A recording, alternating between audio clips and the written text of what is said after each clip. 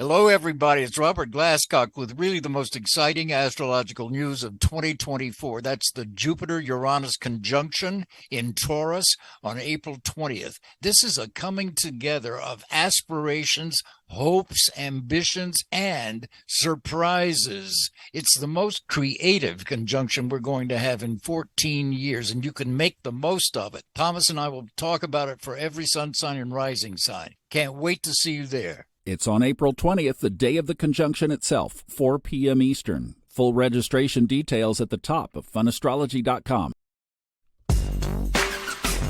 TGI, day before Jupiter-Uranus.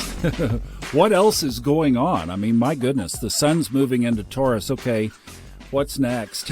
It's all about tomorrow, isn't it? Hi, everybody. Thomas Miller on the Fun Astrology Podcast. And to all of you Taurians, not to be overlooked, happy birthday coming up over the next 30 days. The sun enters Taurus this morning at 10 o'clock Eastern Time.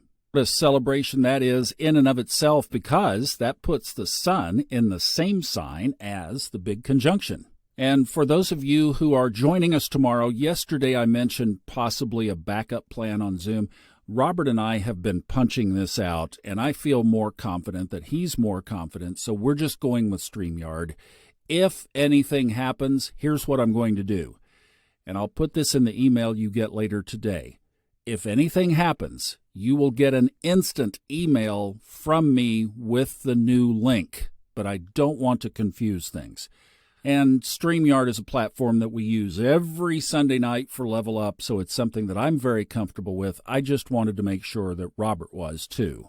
So you'll get an email from me today and tomorrow, and it will have the link. It's the YouTube link that you got when you did your transaction. We will be on 5 minutes before, just getting everybody in, and we'll start pretty close to the top of the hour. So 4 p.m. Eastern, back your time zone up from that. And we'll look forward to seeing you. When can you still register? Right up to 4 o'clock tomorrow, you can. You'll get an email with the link coming right away. But hey, why push it? Just go to funastrology.com. Now, somebody did ask, will we get a replay? Yes, you will get a replay. If you can't make it, don't worry. You will be on the email list, and you will get a replay link probably a couple of hours after the event ends. I have to do that because I'm going over to Los Angeles tomorrow, Sunday, to meet Michelle Blood in person. She's having an event this weekend. I couldn't do Saturday, but I told her I could come on Sunday, so that's going to be really cool. Okay, enough of that. Let's get to the chart. So for today, we have several things going on.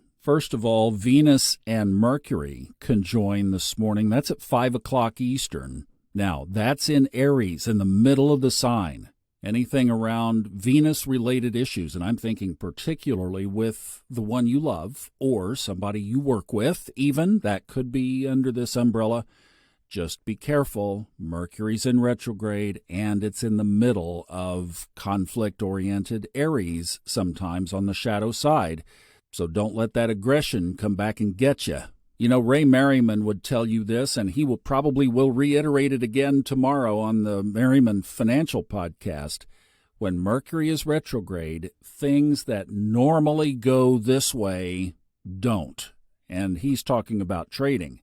And I experienced that this week. I did a little bit of trading on Wednesday, and it was like a machete. I mean, I knew what target points I was looking for, and there was just no follow-through. It did not behave like it, quote-unquote, normally should. Well, that's the stuff of Mercury retrogrades. Now, take that away from trading and apply it to, good morning, dear.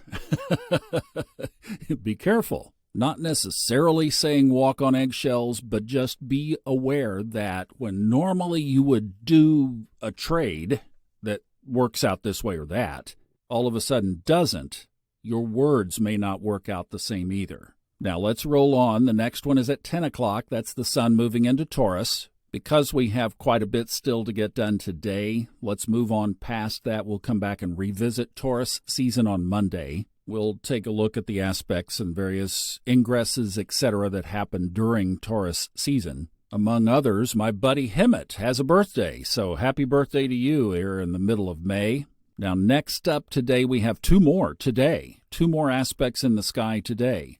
Mars and Jupiter sextile each other at 11:28 Eastern. Robert told me yesterday that he was going to be talking about these sextiles a little bit related to the big conjunctions. So that is important to take note of, that we are firing this sextile back to the Pisces planets, Mars and Saturn. That will be part of the discussion tomorrow. Not the primary part, but a little bit of the part. And the key to remember there is that it is a favorable aspect. So what we want to do there is get Mars, at least from a thrust standpoint. I wouldn't create, this is just me.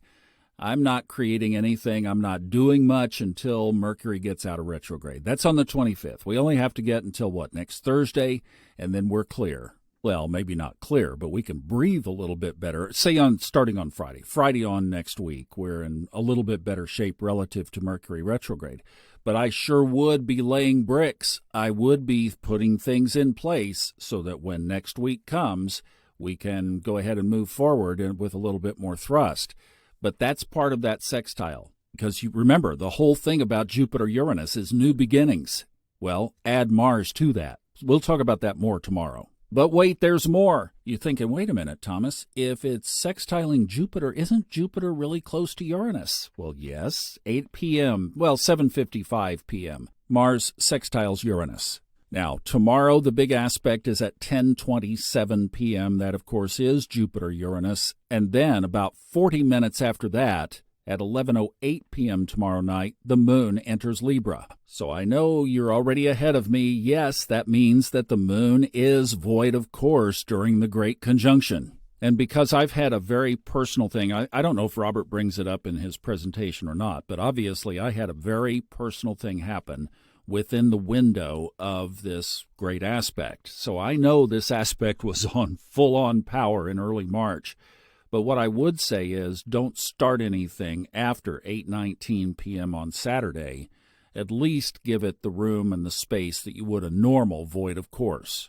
Like I said, about 40 minutes after the aspect, the moon will be in Libra for the next couple of days. So that's your Sunday and Monday, at least, with that Libra moon. But wait, there's more. We do have, I told you this was an active week. And then next week, we're going to be doing Book of the Moon excerpts. You guys are going to hear this whole audio book right from the bundle here pattern before we get out of it. No, we won't do all of that. But we are going to hear from Steve in early May. I'm looking forward to that.